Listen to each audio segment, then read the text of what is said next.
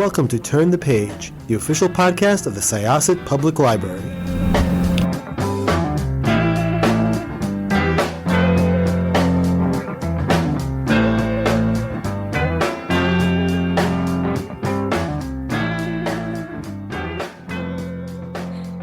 Hello, everyone, and welcome to Turn the Page.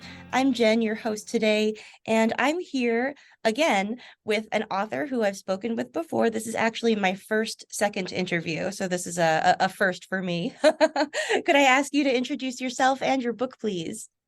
Hi, I'm Jude Doyle, and I am about to launch my second series with Boom, which is called The Neighbors, with Letizia Cadenici on the inks. I love the first issue of the story so much. It's full of wonderful characters. The art is amazing. And there are so many tantalizing threads that I am just like already so on the hook for.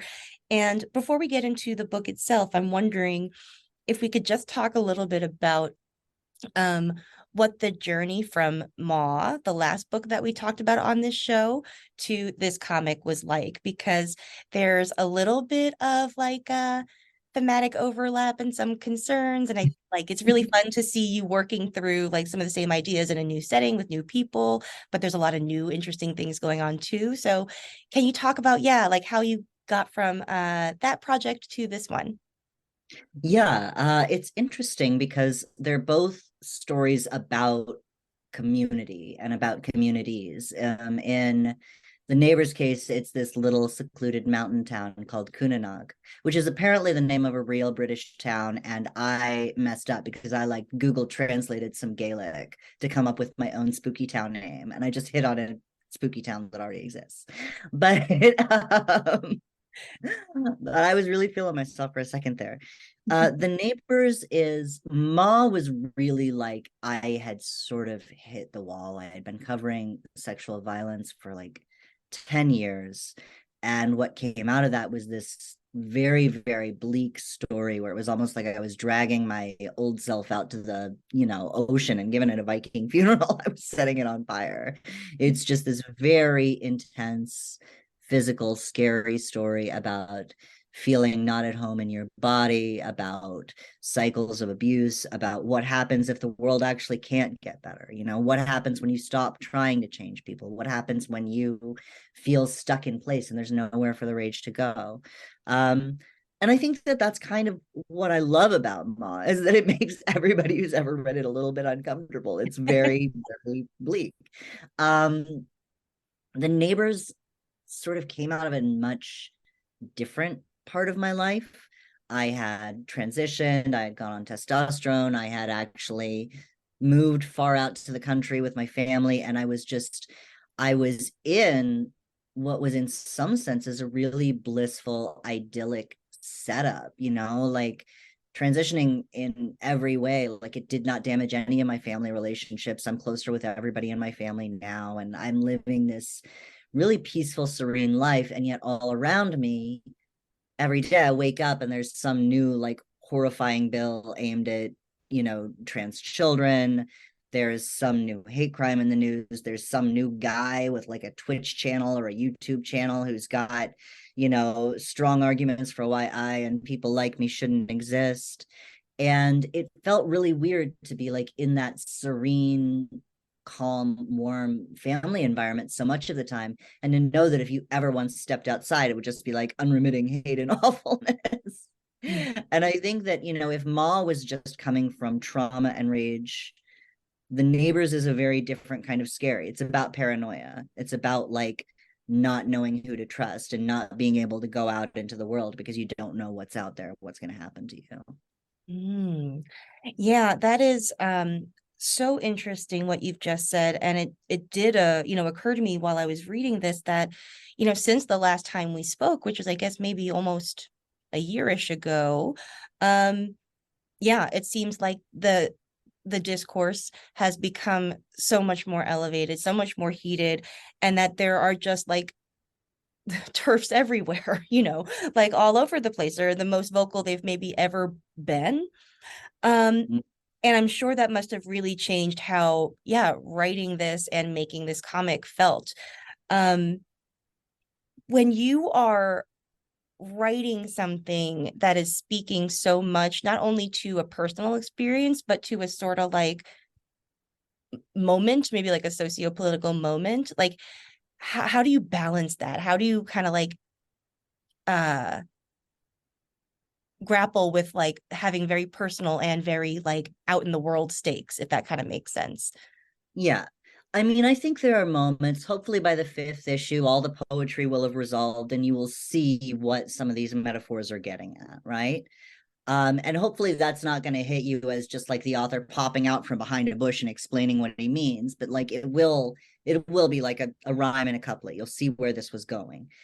Um, but for me, so much of this is just about grounding it in really human characters. You have to trust that I am not qualified to tell you what the trans experience is. I'm not even qualified to tell you what like the transmasculine experience is. That is a big, broad-ranging category, and no one person is ever going to sum it up, and no one character is ever going to represent all of it either, right? Um, you have to ground your story pretty simply in the humanity of the characters. You have to know who they are and what they would do. And the fact that they're marginalized is going to play into that. It's going to shape their decisions, but it's not going to define them. My hope is that this isn't just a big showy metaphor. It's also a really simple classic haunted house story about a family that's running away from something and has to face it in the new location. That to me feels like the best way to counter the dehumanization is just by like insisting on the humanity of our own stories. Yes. Yeah, that really touched on something that I think about a lot, which is that something that like I'm not sure how to phrase it, but like the burden that like representation can place on characters when they are tokenized, because like when you Yeah. don't have enough characters of like a marginalized status, it is dependent on that character then to represent well, and like you have to load them with all this like baggage because like they it's a lot of work to do like when you are charged with representing an entire group of people, and so that's why Yeah. like representing many characters is really important because that like correctly communicates the diversity of the experience, and so like when you're approaching a story like this that has a family that is experiencing unstable dynamics sort of within and without, like Yeah. I lost track of where the question was going, but like, you know, how like when you are kind of crafting that family dynamic while also being aware of all these other things going around, like how does that inform that when you're also worried about representation and the personal stakes and all that stuff? Like how does that like kind of hash out? Yeah. I mean, there's this whole like it's a very weird thing. Like there's a lot of queer horror that's specifically about like really pushing back on respectability politics, like refusing the burden of representation, which I think is great. It's lively and it's gushy and it's gory and it's people getting catharsis, and what's to hate about that? Getting inside the family, I felt like this was sort of a more subtle piece of work, but still a queer piece of work that like the family is a very heteronormative thing, and it's often a very punishing thing. And a lot of what's going on in the country around the hatred is about insisting that family can only ever work one way. Mothers are asexual and endlessly giving, and they sublimate themselves 100% into taking care of everyone around them. Dads are not domestic. Dads are patriarchs who come down from on high and impregnate the mothers. You can't have a trans family. The family needs to look very white. You need to like, and for me, this particular family was not like, it wasn't like put together as like a Brady Bunch of inclusivity, because I think that that comes off as kind of like forced in its own way, but it's made to sort of resemble the nuclear family in some ways, and also test our assumptions about it in other ways.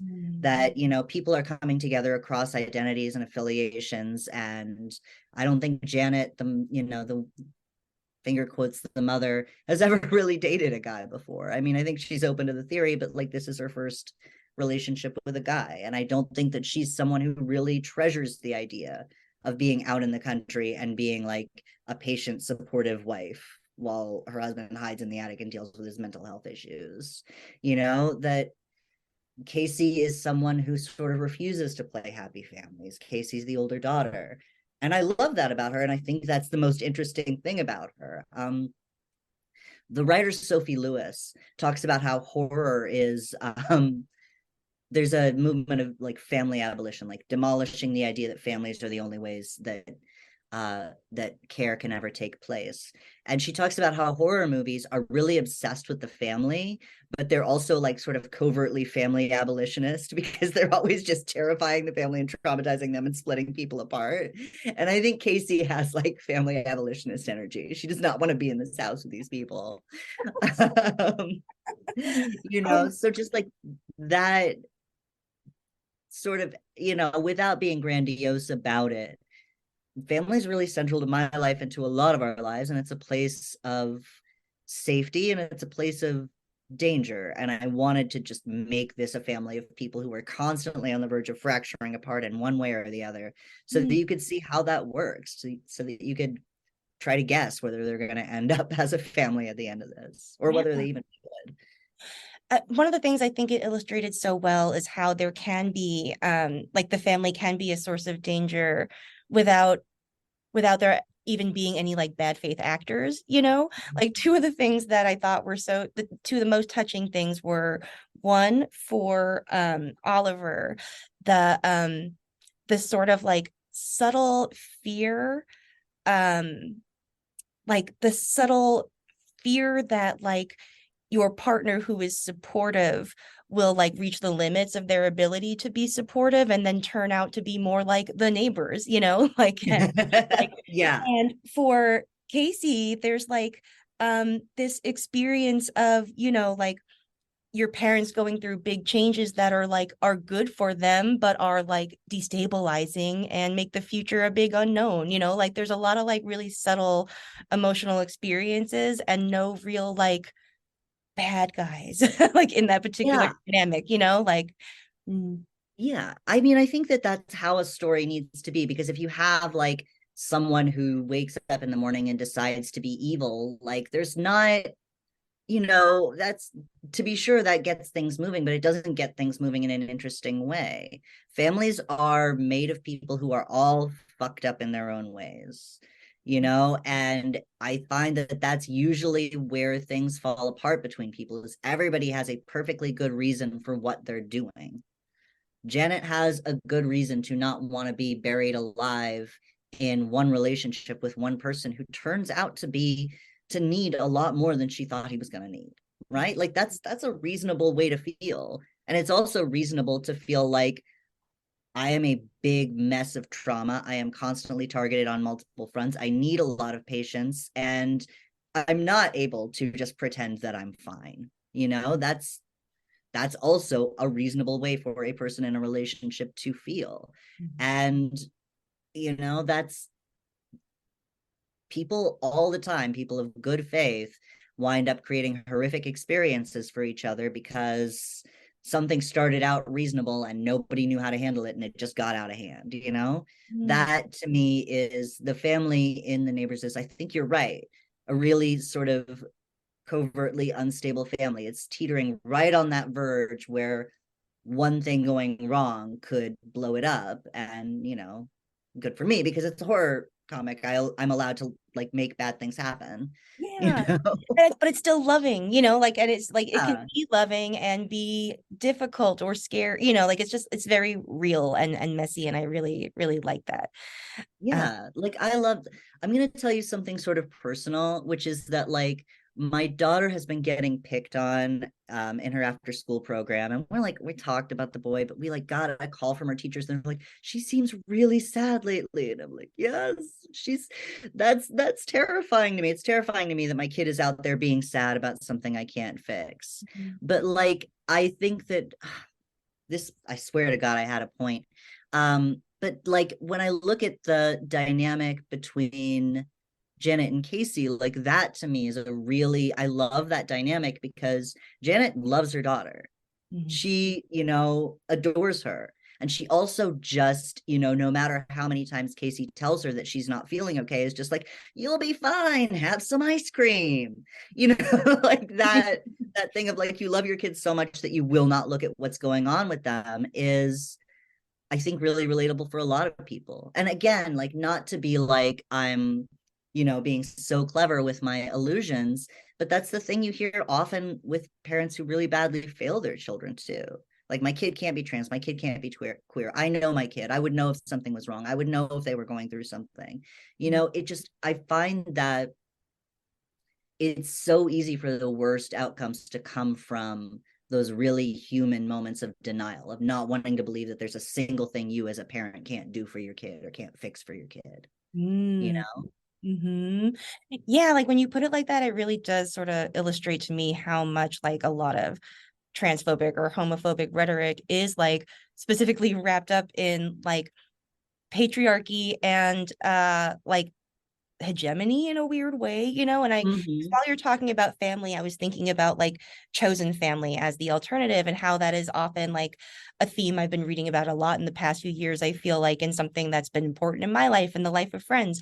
And like I kind of, when you frame it all like that, I'm like, oh, I can see why like chosen family as a concept is probably really terrifying to people who are very wrapped up in notions of like patriarchy and are protected and thrive on it, like that's absolutely destabilizing. So I mean, we're told that if you form these very few specific relationships, your life will have meaning and you will be taken care of until you die, by your children, and then your children will have their own children who take care of them.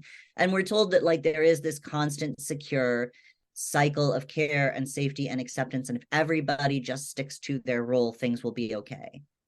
And that's not how it works, and not every family ever is going to be okay. Like sometimes people are going to fail each other, things are going to fall apart, things get bad, things get ugly. And the more we're able to, I don't know, look at that and acknowledge that is also a very, very big part of how family works. And I think that, it's easy to talk about abusive families. Like that's a very overt outgrowth of patriarchy, right? Because abusive families, most family murder suicides start out as a man who feels like he has a property relationship with his wife and children, and because he owns them, he gets to control them, and he will control them often unto death, or will do something horrendously violent to one or more of his family members out of that entitlement to control, out of that idea of what a husband or a father is supposed to be. That's one way we can look at the violence of family. But it's also, I don't think chosen family is a cure-all either. I don't think community is a cure-all. All of these words we have for how people take care of each other, every human relationship has an infinite number of variables. Every human comes to their relationships with damage and baggage and trauma. And that's going to be true, with your parents or with your children or with your siblings. It's also just going to be true with your chosen family. It's going to be true with everybody you ever fall in love with. It's going to be true with the lady who runs the wine store and the coffee shop down the street, that like everybody is coming to this fucked up. Yeah. And that's why I love Agnes, who's just like the extremely senile, threatening old woman next door, because I think she's just like, she's the one who comes into the story fucked up. Yeah. She's very open about it. She's owning that she's no longer in an emotionally healthy place in her life. She's like at least at peace with that notion. I feel like she has accepted about herself. She just has a couple great moments in this issue. Like I just loved, I don't want to spoil too much, but just that image, there's an image where she is just like sitting on the lawn, like looking in at the family, and it's just like so like, so I have a question actually about the art. Like when you're writing comics, like, and you're working with this artist here, like how much are you visualizing yourself and how much space are you leaving for the artist to kind of play? It's funny. When I wrote Ma, I had sort of a general idea of how I wanted it to look, but I wasn't really sure, like when they asked what art style, I was like, and then after Al Kaplan did Ma, and it was so beautiful, I then proceeded to write every script as if Al Kaplan would be doing it. It would just be like, and there's a crazy ass layout here. And that's not what happened either. What happened was that there was a new artist who pushed back and created a beautiful mood. I mean, there are just solo panels here where not a lot is happening that just like are viscerally upsetting to me. You know? And there's one I'm thinking of, and it's just like it's a still moment, and I kept pushing back to tone it down, and eventually I was like, no, I think that this is just like me encountering how disturbing this image is once it's taken out of my mind. Like I think it's allowed to be scary. I've scared myself and I need to recuse myself from this discussion. But or Letizia scared me, really. I mean, because I'm ultimately just a springboard for that. So it's, you try to write in a way that provides the artist an opportunity to dream and an opportunity to come up with something. And, you give enough detail that they're never stuck for what to draw. But oftentimes their interpretation of what you said is going to be really different than your interpretation in your own mind. And that's a productive disjoint. You want to provide enough space in your descriptions for the artist's style to take root and flourish, and for them to bring you something that you would never have thought of. Yeah, it's a really beautiful collaboration, and it's like as you said, it's very different in style from Ma, like down to the color palette, like it has a very different sort of like color tone and mood. And I just like thought that as you said, some of the images were just so striking. Was there anything in particular that was like so different from how you had visualized something that just like blew you away? Or I mean, it's all of it. The first time I saw the character designs for the family, I was so thrilled because I had somehow like gotten their spirits across, but I did not know what they looked like. I love the inside of that house. I think Letizia will, curse me until the day she dies, because I gave her this just giant packet of like, here's what some spooky plants are in folklore. And, like every room of that house is described. I've like found a floor plan. I made a map. It's, it was just like overwhelming.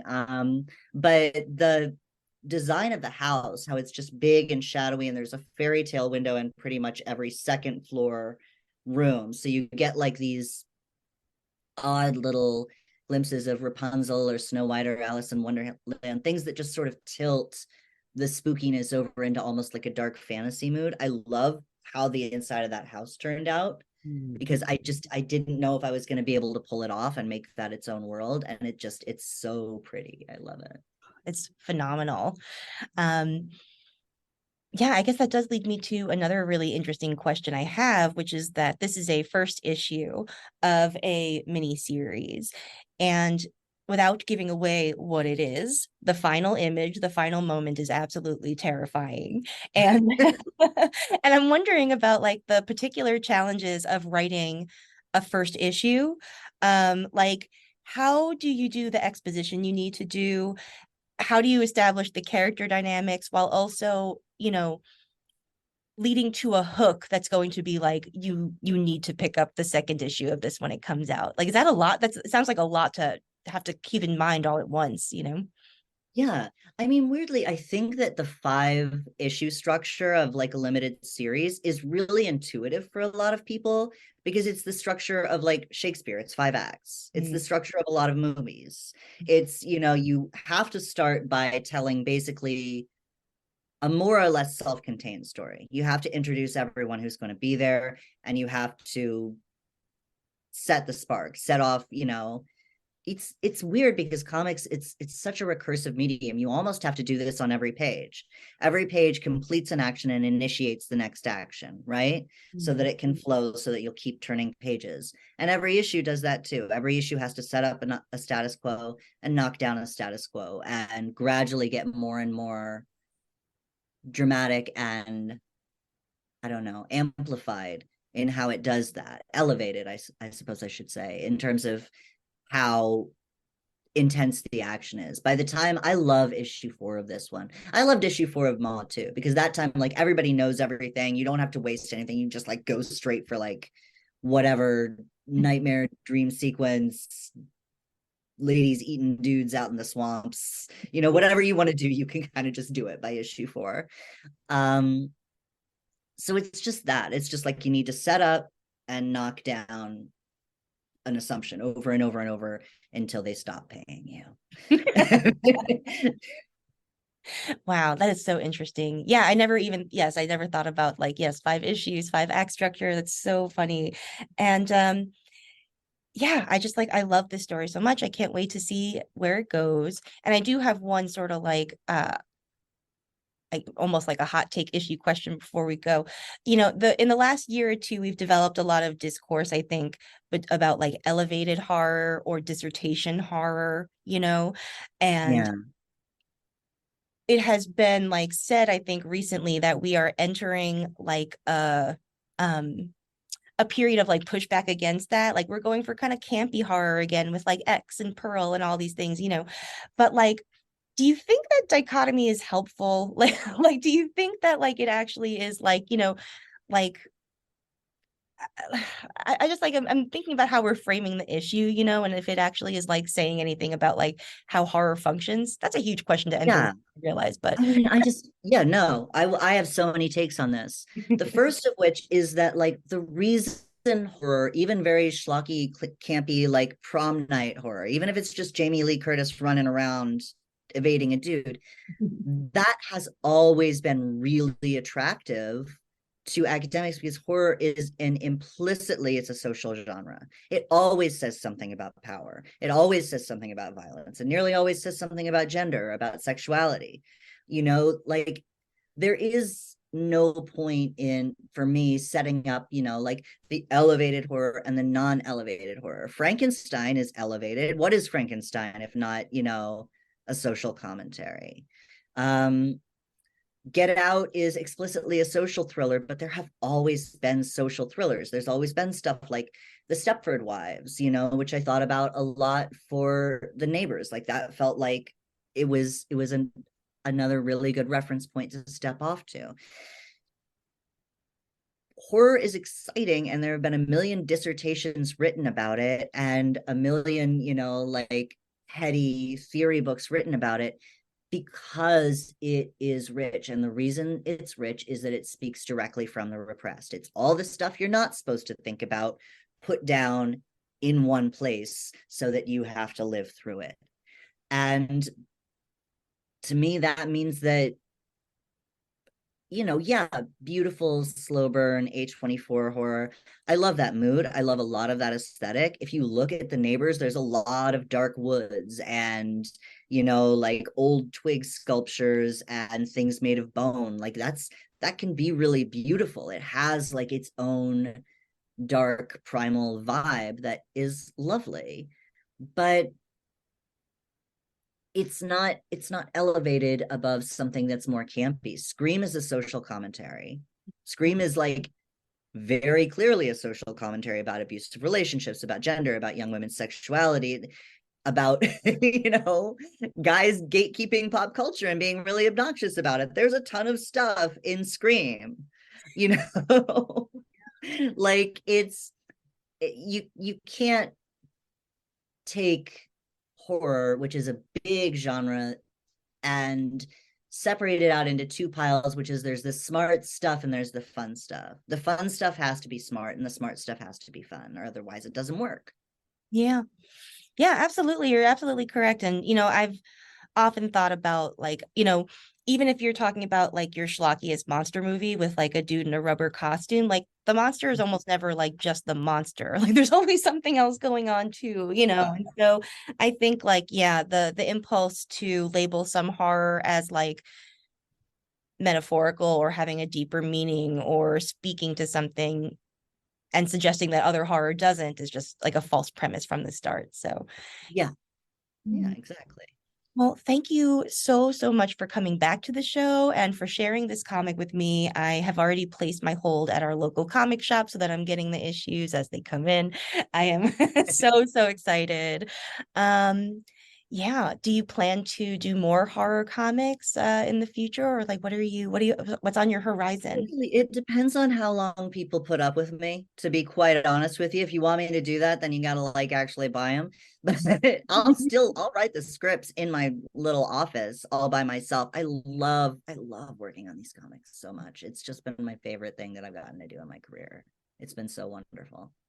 But Amazing. Yeah, well, I hope they do let you do this forever because I want you to keep coming back and talking about horror because I really love like having like talking about how cool horror is, but also having like, the heady conversations about like what horror is and all that. So thank you.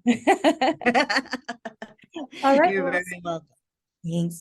Listeners, please pick up The Neighbors, like literally as soon as you possibly can. Pick it up now and keep picking it up. Thank you so much for joining us. This is Jen, and it is time to close this chapter. It's time to close this chapter of Turn the Page. Join us for the next episode.